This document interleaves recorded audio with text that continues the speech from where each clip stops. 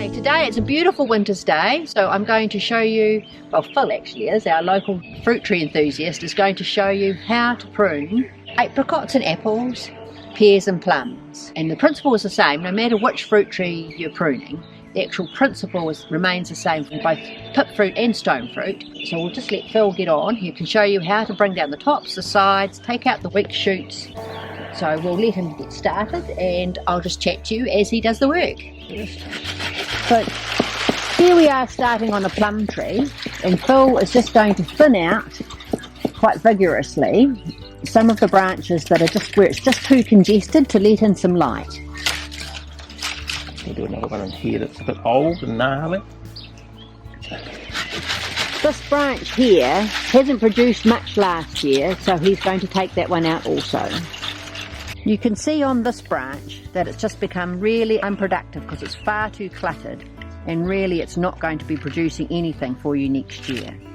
Start by removing any scaffold branches carrying spurs that have become weakly or sick, and also if there are any that are crossing over onto other branches, as this will cause rubbing. Cut these back to a healthy thicker stem or remove them altogether.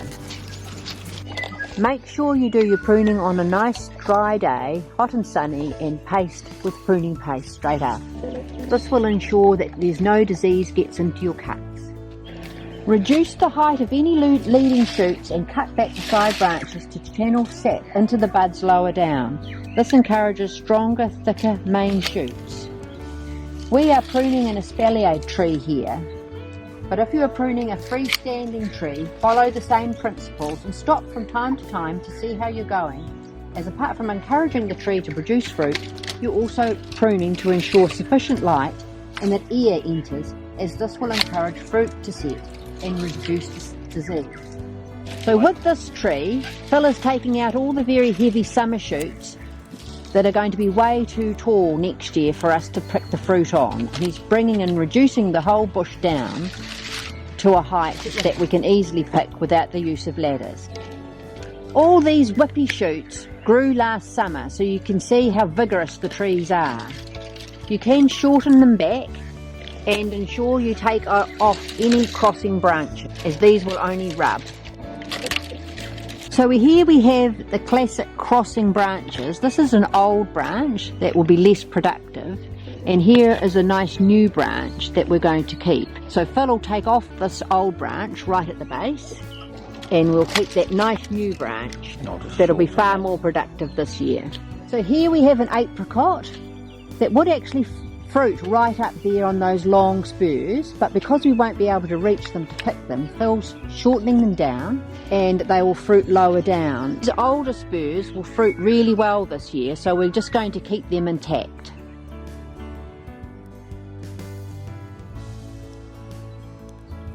Remove any congested spurs so that the flowers and fruits have room to develop without getting damaged.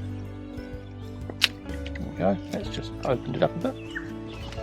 Here's a good example of a diseased piece of wood that Phil's taking out. You can see on this branch here that the whole branch is withered and completely dead.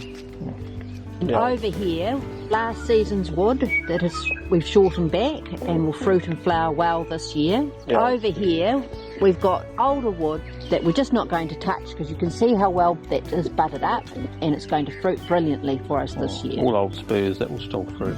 Here we have a Ballarat apple, and you can see that we've got the old spurs that will fruit again really well this year, and then we've got the long tall one that sprouted last summer that will fruit 2/3 of the way up, and we'll just tip that back. Because apples fruit on long-lived spurs, it is the last season's growth that you remove. You can see there the buds, those will develop into flower. So I'll get some growth there. Again, this is an espalier tree, loosely espaliered I must say, but we're keeping it down for easy picking, so the branches that are facing upwards and are going to grow too tall are just being trimmed back. On the apple, this branch has got too tall for us to access easily, and because we cover it with bird netting every year, Phil's going to take this leader out here, leaving a nice collar, and that way we'll be able to put the bird netting over.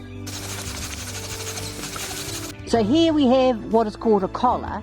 So when you trim and cut off your branches, you don't trim them flush with the main stem. You leave a little bit of a collar and then leave a bit of an angle, so when the rain comes down it washes off the cut and it doesn't go into the cut and cause disease issues.